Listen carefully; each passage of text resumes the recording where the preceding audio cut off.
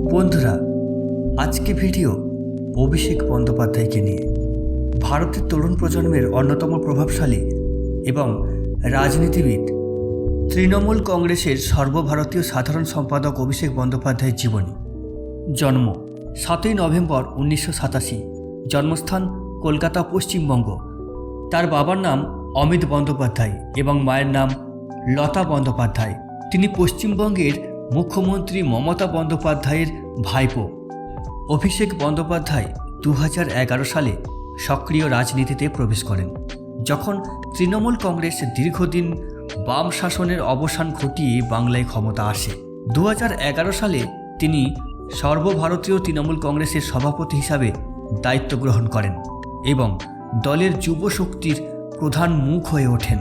2014 সালের লোকসভা নির্বাচনে তিনি দক্ষিণ 24 পরগনার ডায়মন্ড হারবার কেন্দ্রে মাত্র 26 বছর বয়সে সংসদ নির্বাচিত হন। সেই সময় তিনি ছিলেন লোকসভার কনিষ্ঠতম সদস্যদের মধ্যে অন্যতম। 2019 সালের লোকসভা নির্বাচনে তিনি পুনর্নির্বাচিত হন। 2024 সালের নির্বাচনে তিনি ডায়মন্ড হারবার কেন্দ্র থেকে রেকর্ড ভোটের ব্যবধানে জিতে যান, অন্তত 7 লক্ষেরও বেশি। এটি একটি নতুন ইতিহাস সৃষ্টি করেন।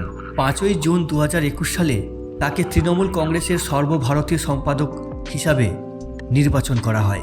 এরপর থেকে তিনি দলের সাংগঠনিক সংস্কার ও প্রসারে সবচেয়ে বেশি গুরুত্বপূর্ণ ভূমিকা পালন করছেন। অভিষেক বন্দ্যোপাধ্যায়কে তৃণমূল কংগ্রেসের আধুনিকরণের কারিগর বলা হয়। তিনি দলে বেশ কিছু গুরুত্বপূর্ণ পরিবর্তনও এনেছেন। এক ব্যক্তি এক পদ, দলে স্বচ্ছতা বজায় রাখতে তিনি এক ব্যক্তি এক পদ নীতি চালুর পক্ষে সওয়াল করেন। 2023 সালে তিনি 2 মাস ব্যাপী উত্তরবঙ্গ থেকে দক্ষিণবঙ্গ পর্যন্ত পদযাত্রা ও জনসংযোগ করেন, যা বাংলায় তৃণমূলের ভাবমূর্তি পুনরুদ্ধারে বড় ভূমিকা নেয়। তার নেতৃত্বে তৃণমূল পশ্চিমবঙ্গ ছড়িয়ে যায় ত্রিপুরাতে, মেঘালয়ে এবং গোয়াতেও। রাজনৈতিক সংগঠন প্রসারের চেষ্টা চালিয়েছে বহুবার। নিজের সংসদীয় কেন্দ্রীয় ডায়মন্ড হারবারে তিনি একটি বিশেষ প্রশাসনিক ও উন্নয়নমূলক মডেল তৈরি করেছেন, যা রাজনৈতিক মহলে ডায়মন্ড হারবার মডেল নামে পরিচিত। করোনা মোকাবিলায় অতিমারির সময় তিনি তার এলাকায় ব্যাপক টেস্টিং এবং বিশেষ নিয়ন্ত্রণ বিধি চালু করেছিলেন।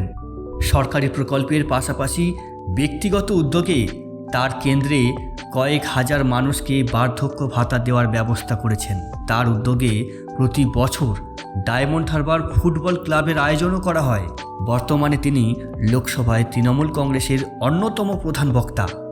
নোটবন্দি, জিএসটি এবং সাম্প্রতিক কেন্দ্র রাজ্যের সম্পর্ক নিয়ে জোরালো সওয়াল করে আসছেন। জাতীয় স্তরে বিজেপি বিরোধী জোট গঠনে তিনি তৃণমূলের পক্ষ থেকে অন্যতম সমন্বয়ক হিসাবে কাজ করছেন। রাজনীতিতে দ্রুত উত্থানের সাথে সাথে তাকে বেশ কিছু আইনি ও রাজনৈতিক চ্যালেঞ্জের মোকাবিলা করতে হয়েছে।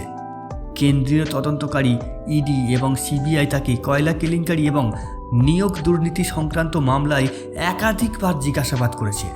রাজনৈতিক প্রতিহিংসা বলে দাবিয়ে দিয়েছেন অভিষেক বন্দ্যোপাধ্যায় এবং আদালতের নির্দেশে আইনি লড়াই চালিয়েও যাচ্ছেন।